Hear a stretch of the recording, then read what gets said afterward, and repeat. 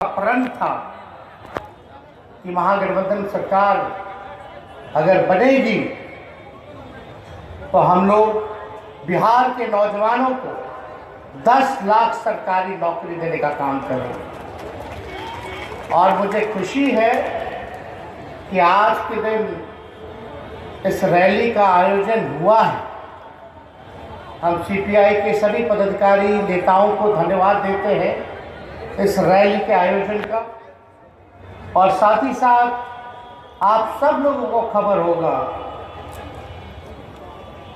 कि 2.25 लाख बहालियाँ निकली थी, जिसमें कि 1,20,000 अभ्यर्थी जो है वो चुने गए हैं, जिसको आज केवल एक विभाग एक दिन में 1,20,000 अभ्यर्थियों को नियुक्ति पत्र देने का काम करेगा।